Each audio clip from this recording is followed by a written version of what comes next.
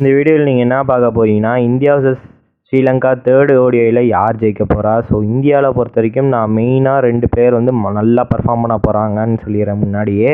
So யார் அந்த players அதை பற்றியும் பார்ப்போம். அதுக்கப்புறம் கௌதம் கம்பீரோட கோச்சிங் ஸ்டைல் வந்து ரொம்ப டிஃபிகல்ட்டாக இருக்குதா, இல்லை வந்து இவரே சொதப்பிட்டு இருக்காரா இந்தியன் டீமை, அது மாதிரி தான் சொல்லலாம்.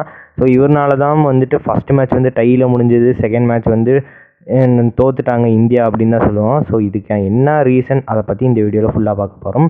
ஸோ வீடியோ ஆரம்பிக்கிறதுக்கு முன்னாடி ஃபஸ்ட்டு தேர்ட் ஓடிஐயில் வந்துட்டு யார் செம்மையாக ஆட போகிறாங்கன்னா, கோலி மற்றும் ரோஹித் சர்மா யார் 2 பேர்த்தில் யாராவது ஒருத்திங்க ஃபஸ்ட் பேட் பண்ணால் 100 அடிக்க சான்ஸுகள் அதிகம் அப்படின்னு தான் சொல்லுவேன். ஸோ இவங்க 2 பேர்த்தில் யார் அடிப்பாங்கன்னு மறக்காமல் கமெண்ட் பண்ணிட்டு போங்க. ஸோ இப்போ வாங்க, இவர் கௌதம் கம்பீர் எப்படி நம்ம லைனப்ஸை செட் பண்ணியிருந்தார் அதை பார்த்தீங்கன்னா, இப்போ அவன மேட்ச்சில் என்ன லைனப்ஸ் வச்சு விளாண்டாங்கன்னா, ரோஹித் சர்மா, கில்லு, விராட் கோலி இவங்க டாப் 3ல் ஆடினாங்க. அதுக்கப்புறம் சிவன் டுபே, அக்ஷர் பட்டேல் நம்பர் 4 and 5ல் ஆடிட்டாங்க. ஸோ இதில் பார்த்தீங்கன்னா நம்பர் 4 and 5ல் வந்து நல்லா ஆடக்கூடிய பிளேயர் ஸ்ரேயஸ் ஐயர் மற்றும் கேஎல் ராகுல். ஸோ அவங்கள வந்து ஒரு ஃபினிஷர் ரோல் ஆட்டம் வந்துட்டு பின்னாடி தள்ளிட்டாங்க. ஸோ சிவன் டுபே டக்குனு வந்து அவுட் ஆகிட்டு அவரும் போயிட்டார். அதுக்கப்புறம் அக்ஷர் பட்டேல் ஒரு நீட்டான நாக் ஆடினார். ஆனாலும் நீங்கள் வந்து சிவன் டுபே ஒரு ஃபினிஷராக தான் கன்சிடர் பண்ணோம். ஸோ நம்ம எப்படி T20 வேர்ல்டு கப்பில் எப்படி கன்சிடர் பண்ணி ஆடினோமோ அது மாதிரி தான் சிவன் டுபே கன்சிடர் பண்ணி ஆடணும்னு தான் சொல்லுவேன்.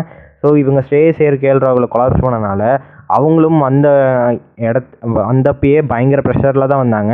ஒருவேளை அவங்க முன்னாடி வந்தாங்கன்னா சாலிடாக 2 பேர்த்தில் யாராவது ஒருத்தங்க நின்று அடிச்சு கொடுத்துருக்கலாம். ஸ்ரேயஸ் ஐயர் நல்லா ஸ்பின் ஆடக்கூடிய பேட்டர் தான், அவரே ட்ரபிள் ஆகிட்டு அவுட் ஆகியிருந்தார். ஸோ அதுக்கப்புறம் பார்த்தீங்கன்னா மிச்சம் வந்தவங்க எல்லாமே விக்கெட்ஸ் லூஸ் ஆகி மேட்சும் தோற்றுருந்தோம். இதுக்கு முக்கிய ரீசன் பார்த்தீங்கன்னா, பிச்சு வந்து பார்த்தீங்கன்னா டே கேமில் வந்துட்டு அந்தளவுக்கு ஸ்பின் கிடைக்காது. ஆனால் நைட் கேம் அப்போ பயங்கரமாக ஸ்பின் கிடைக்கும். ஸோ இந்தியா ஒரு ஃபஸ்ட் பேட் பண்ணுறாங்கன்னா நல்ல ஒரு ஸ்கோரிங் வென்யூ ஆட்டம் தான் இருக்கும். இதுவே செகண்ட் பேட் பண்ணுறாங்கன்னா ஒரு வந்து ஸ்பின் ட்ராக், பயங்கரமான ஸ்பின் ட்ராக் அது மாதிரி தான் இருக்குது. ஸோ இதில் பார்த்தீங்கன்னா ஃபஸ்ட் ஓடியிலேயே செகண்ட் ஓடியிலேயே என்ன வித்தியாசம்னா, ரோஹித் சர்மா வராரு, அடிச்சு கொடுக்குறாரு. அவர் விக்கெட்டை லூஸ் ஆகுதா, டக்குன்னு இந்தியா லூஸ் ஆகிறாங்க அப்படின்னு தான் சொல்லுவேன் விக்கெட்ஸ்லாம். ஸோ அந்தளவுக்கு பெருசாகவும் யாரும் ஆரம்பிக்கிறாங்க.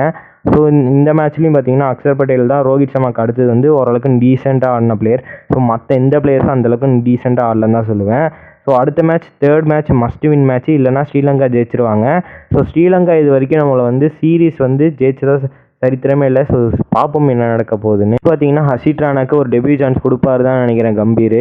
ஸோ ஏன்னா பாருங்கள், ஹர்ஷித் ராணா வருவார் டீமுக்குள்ளே, எப்படியும் டெபியூ சான்ஸ் கொடுப்பாங்க. ஒன்று அடி வாங்குவார், இல்லைனா நிறைய விக்கெட்ஸ் எடுப்பார், அதுதான் நடக்கும்.